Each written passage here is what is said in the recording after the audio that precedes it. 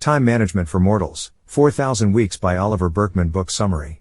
About the book 4,000 Weeks. This book is an attempt to help redress the balance to see if we can't discover, or recover, some ways of thinking about time that do justice to our real situation, to the outrageous brevity and shimmering possibilities of our 4,000 weeks. Assuming you live to be 80, you'll have had about 4,000 weeks. You might have assumed there'd be a handful of productivity books that take seriously the stark facts about the shortness of life, instead of pretending that we can just ignore the subject. But you'd be wrong. 4,000 Weeks is yet another book about making the best use of time. But it is written in the belief that time management as we know it has failed miserably, and that we need to stop pretending otherwise. This book is an exploration of a saner way of relating to time and a toolbox of practical ideas for doing so, drawn from the work of philosophers, psychologists, and spiritual teachers who all rejected the struggle to dominate or master it. I believe it sketches a kind of life that's vastly more peaceful and meaningful while also, it turns out, being better for sustained productivity over the long haul. You could think of this book as an extended argument for the empowering potential of giving up hope. Embracing your limits means giving up hope that with the right techniques, and a bit more effort, you'd be able to meet other people's limitless demands, realize your every ambition, excel in every role, or give every good cause or humanitarian crisis the attention it seems like it deserves. It means giving up hope of ever feeling totally in control, or certain that acutely painful experiences aren't coming your way. And it means giving up, as far as possible, the master hope that lurks beneath all this, the hope that somehow this isn't really it, that this is just a dress rehearsal, and that one day you'll feel truly confident that you have what it takes. Limits and finitude. Limit embracing attitude. Organizing your days with the understanding that you definitely won't have time for everything you want to do, or that other people want you to do, and so, at the very least, you can stop beating yourself up for failing. The real problem isn't our limited time. The real problem, or so I hope to convince you, is that we've unwittingly inherited, and feel pressured to live by, a troublesome set of ideas about how to use our limited time, all of which are pretty much guaranteed to make things worse. The fundamental problem is that this attitude toward time sets up a rigged game in which it's impossible ever to feel as though you're doing well enough. Instead of simply living our lives as they unfold in time instead of just being time, you might say it becomes difficult not to value each moment primarily according to its usefulness for some future goal. Denying reality never works. It may provide some immediate relief, because it allows you to go on thinking that at some point in the future you might, at last, feel totally in control. But it can't ever bring the sense that you're doing enough, that you are enough, because it defines enough as a kind of limitless control that no human can attain.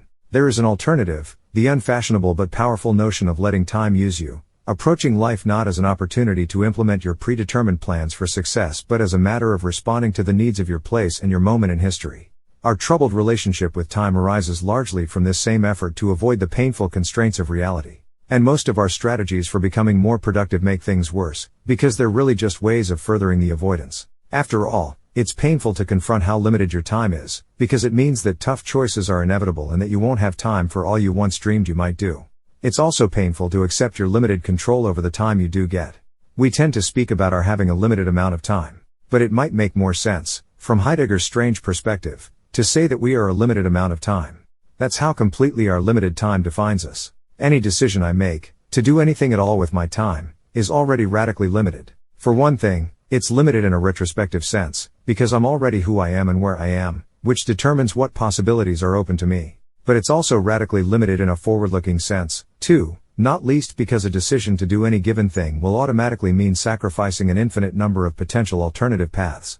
The efficiency trap. Efficiency trap. Rendering yourself more efficient either by implementing various productivity techniques or by driving yourself harder won't generally result in the feeling of having enough time, because, all else being equal, the demands will increase to offset any benefits. The worst aspect of the trap is that it's also a matter of quality. The harder you struggle to fit everything in, the more of your time you'll find yourself spending on the least meaningful things. The more firmly you believe it ought to be possible to find time for everything, the less pressure you'll feel to ask whether any given activity is the best use for a portion of your time. What's needed is a kind of anti-skill, not the counterproductive strategy of trying to make yourself more efficient, but rather a willingness to resist such urges, to learn to stay with the anxiety of feeling overwhelmed, of not being on top of everything, without automatically responding by trying to fit more in.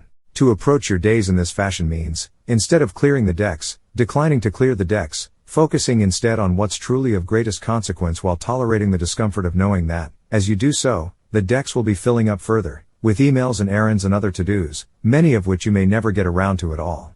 Time and attention as resources. Once time and life had been separated in most people's minds, Time became a thing that you used, and it's this shift that serves as the precondition for all the uniquely modern ways in which we struggle with time today. From thinking about time in the abstract, it's natural to start treating it as a resource, something to be bought and sold and used as efficiently as possible, like coal or iron or any other raw material. Once time is a resource to be used, you start to feel pressure, whether from external forces or from yourself, to use it well, and to berate yourself when you feel you've wasted it. To describe attention as a resource is to subtly misconstrue its centrality in our lives. Most other resources on which we rely as individuals, such as food, money, and electricity, are things that facilitate life, and in some cases it's possible to live without them, at least for a while. Attention, on the other hand, just as life, your experience of being alive consists of nothing other than the sum of everything to which you pay attention. At the end of your life, looking back, whatever compelled your attention from moment to moment is simply what your life will have been. The truth is that time is also a network good, one that derives its value from how many other people have access to it, too, and how well their portion is coordinated with yours.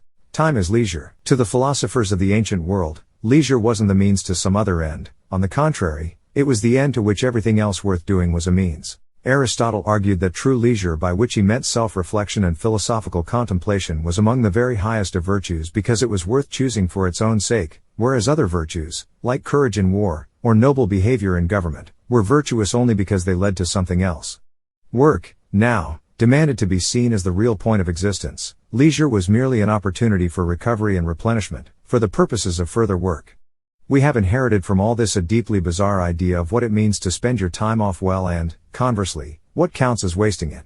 In this view of time, anything that doesn't create some form of value for the future is, by definition, mere idleness. Rest is permissible, but only for the purposes of recuperation for work, or perhaps for some other form of self-improvement.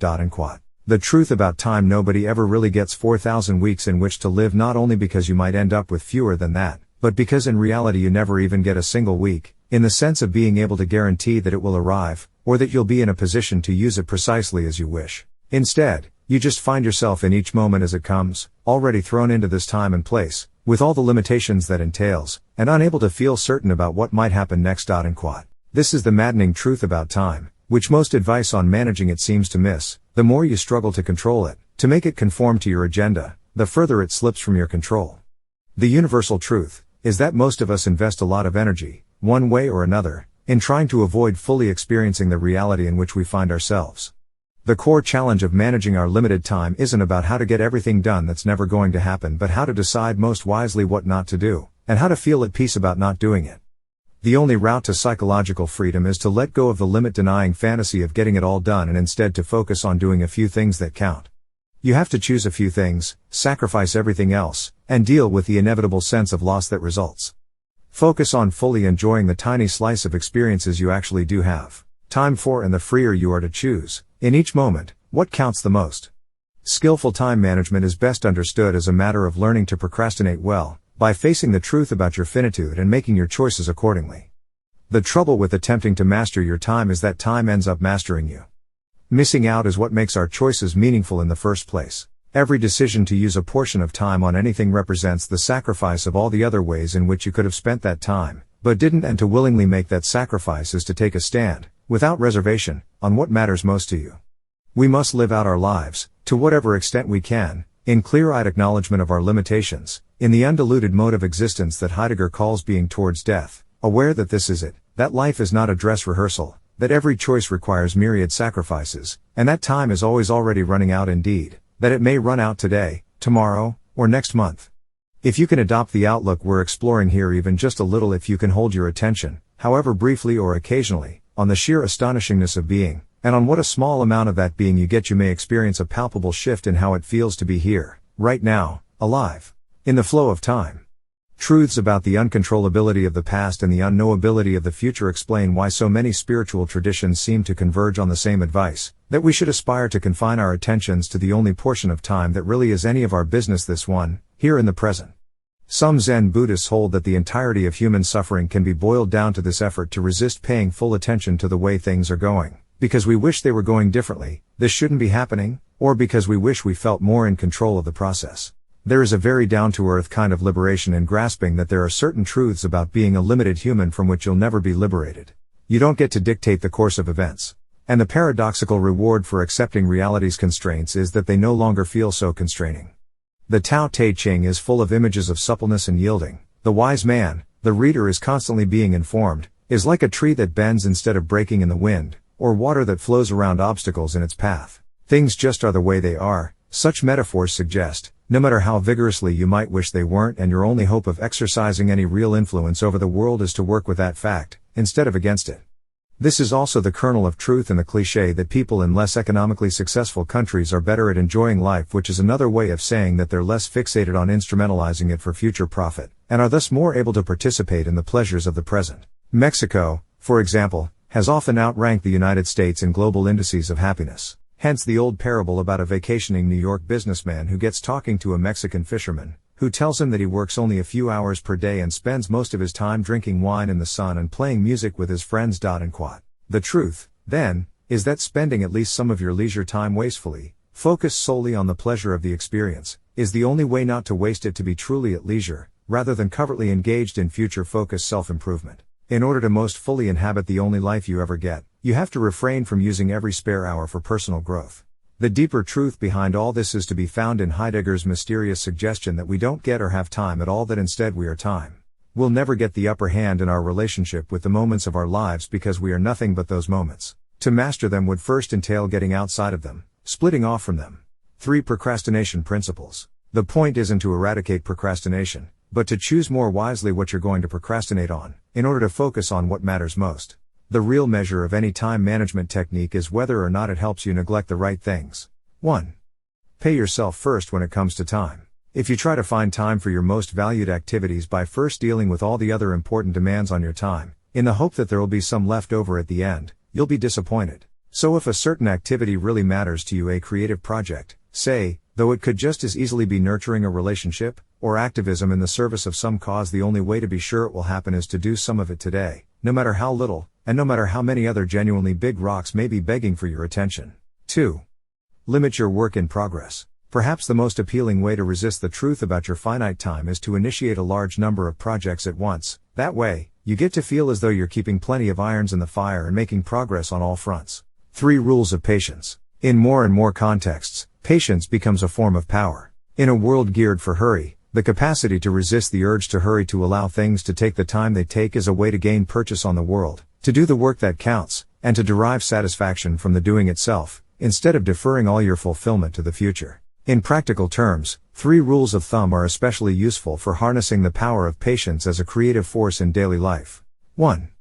Develop a taste for having problems. Behind our urge to race through every obstacle or challenge, in an effort to get it dealt with, there's usually the unspoken fantasy that you might one day finally reach the state of having no problems whatsoever. As a result, most of us treat the problems we encounter as doubly problematic. First, because of whatever specific problem we're facing, and second, because we seem to believe, if only subconsciously, that we shouldn't have problems at all.